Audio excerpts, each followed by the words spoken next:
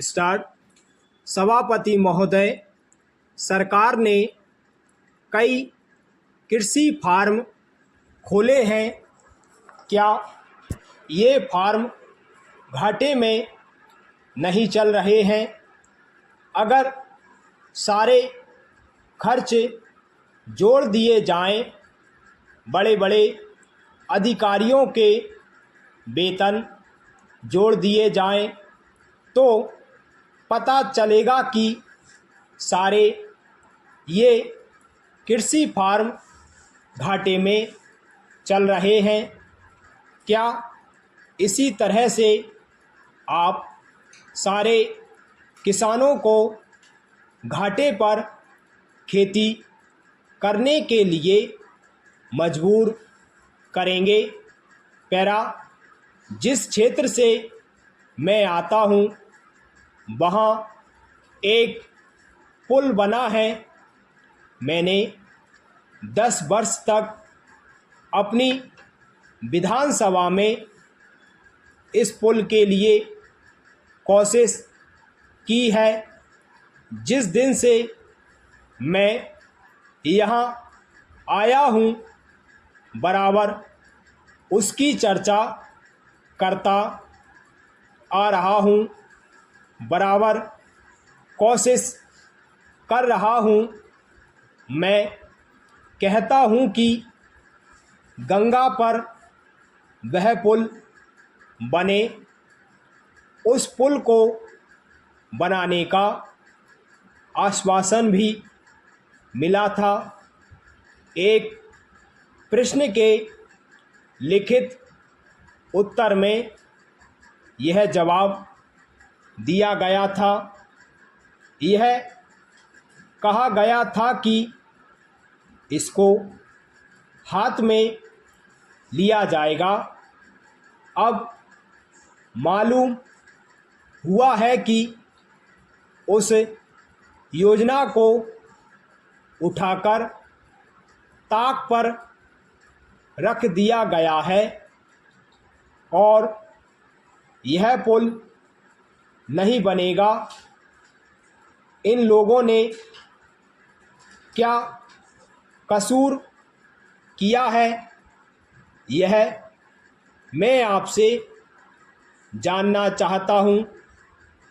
हमारे क्षेत्र के लोगों ने पाकिस्तान की लड़ाई में सरकार को हर तरह का सहयोग दिया था, हर तरह की सहायता दी थी। हमारे यहाँ के नौजवान भी मोर्चे पर जाकर डटे। जिस समय पाकिस्तान के साथ हमारा युद्ध चल रहा था तो कहीं कोई बात नहीं थी। अन्न की कमी कहीं नहीं थी। अन्न की कमी भी हमारे विरोधी साथी पैदा करते हैं, जो यह चाहते हैं कि सरकार असफल हो जाए। ये लोग जो कहते हैं उसको आप समझें। एक तरफ तो हमारे मित्र की बात है जो देश के बड़े बड़े शहरों में दंगे करवाते हैं, दूसरी तरफ हम हैं जो कि इनकी बातों को नहीं समझ पाते।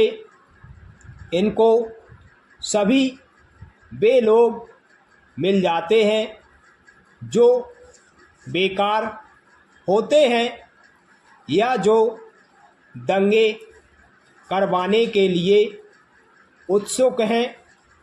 इसलिए सरकार का इन सारी चीज़ों की तरफ ध्यान जाना चाहिए। और उसको सोचना चाहिए कि क्या तरीका इन सब से बचने का हो सकता है। एक ही तरीका हो सकता है कि इस देश में हर आदमी को काम मिले, देहात में लोगों को करने के लिए काम मिले। खादी कमीशन की जो योजना है और जो कि एक अच्छी योजना है, वह ठीक तरह से चले। सौभाग्य से मैं आर्य समाज संगठन से संबंध रखता हूँ।